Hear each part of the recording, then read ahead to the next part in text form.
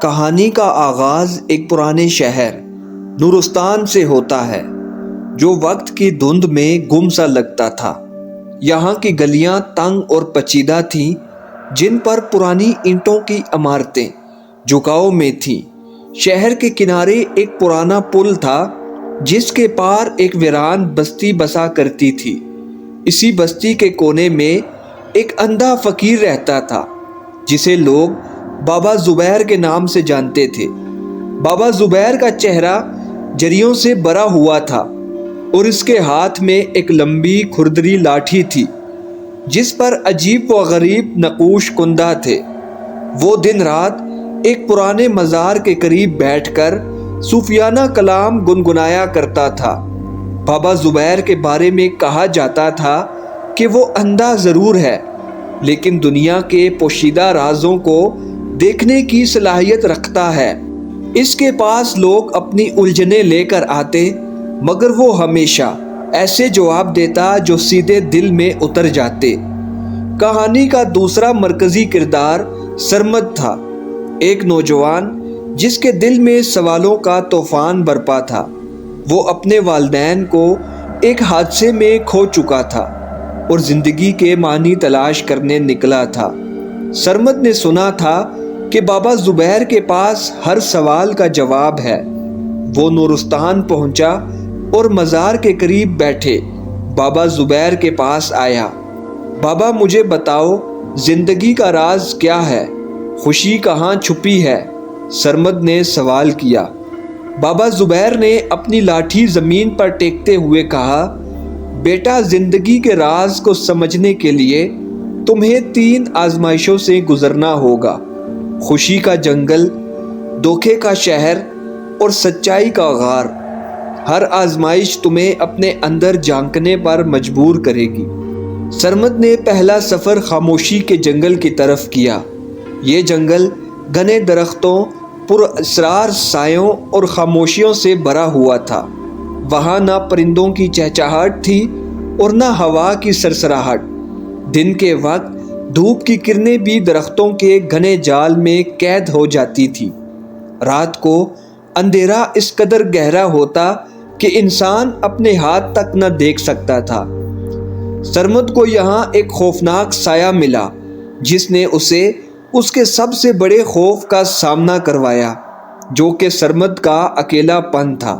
سایہ اس کے دل میں چھپی تنہائی کو جگا کر اس پر حاوی ہونے لگا، لیکن سرمد نے اپنی ہمت جمع کی اور خاموشی میں چھپی اپنی اندرونی آواز کو سنا۔ اس نے سیکھا کہ اکیلا پن در حقیقت اپنے آپ سے جڑنے کا ذریعہ ہے۔ جب وہ اس خوف پر قابو پا گیا، جنگل کی خاموشی میں ایک میٹھی سرگوشی ابھری، جو خود کو جان لے وہ سب کو جان لیتا ہے۔ دوسری آزمائش دھوکے کا شہر تھی، جو رنگ برنگی روشنیوں اور خوشنما لوگوں سے بھرا ہوا تھا۔ یہاں سب کچھ دلکش لگتا تھا لیکن حقیقت کچھ اور تھی۔ سرمد کو جلد ہی احساس ہوا کہ یہاں کے لوگ اپنے سچے چہروں کو نقابوں کے پیچھے چھپائے ہوئے تھے۔ ہر مسکراہٹ کے پیچھے ایک فریب تھا۔ سرمد کو ایک سوداگر ملا جس نے بہت ساری دولت دینے کی پیشکش کی مگر اس کے بدلے اس کے ضمیر کی قیمت مانگی۔ سرمد نے انکار کیا اور سچائی کے راستے پر قائم رہا۔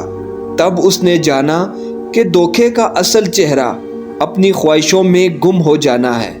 اس شہر میں سرمد نے یہ بھی سیکھا کہ ہر چیز جو چمکتی ہے سونا نہیں ہوتی۔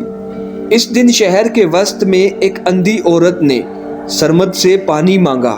سرمد نے بلا جھجک اپنے آخری پانی کا پیالہ اس کے حوالے کیا۔ عورت نے مسکرا کر کہا، دھوکے کے شہر میں بھی سچائی زندہ رہتی ہے اگر دل سچا ہو۔ تیسری اور آخری سب سے مشکل آزمائش سچائی کی غار تھی۔ یہ ایک اندھیری، تنگ اور خوفناک غار تھی جس میں روشنی کی کوئی کرن نہیں تھی۔ سرمد کے پاس صرف بابا زبیر کا دیا ہوا ایک چھوٹا سا چراغ تھا جو مدھم روشنی دیتا تھا۔ غار کے اندر سرمد کو اپنے ماضی کے سائے نظر آئے، اپنی غلطیاں، پچھتاوے اور خوفناک یادیں۔ غار میں ہر قدم کے ساتھ سرمد کے دل میں خوف بڑھتا گیا، لیکن اس نے چراغ کی روشنی کو اپنا رہنما بنایا۔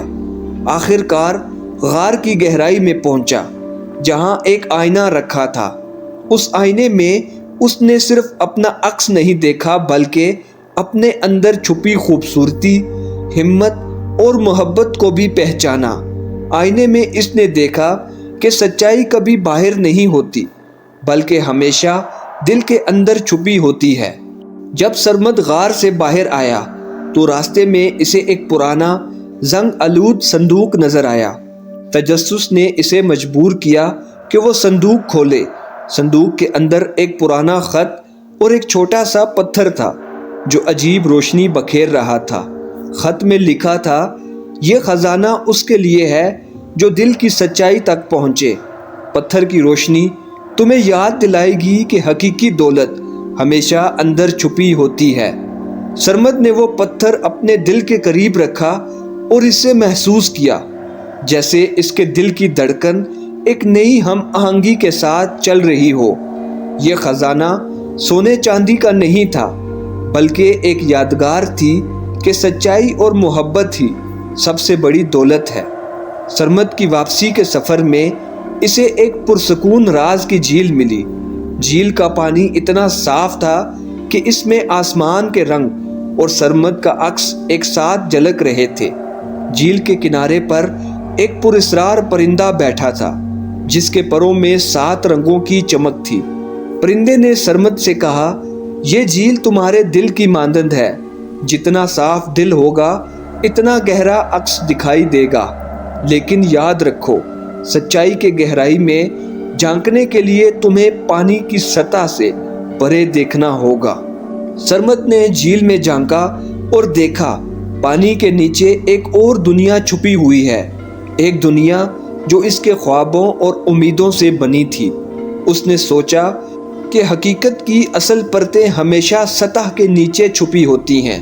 پرندے نے پر پھیلائے اور کہا، جو اپنے خوابوں کی سچائی کو پہچان لے وہ کبھی راستہ نہیں بھٹکتا۔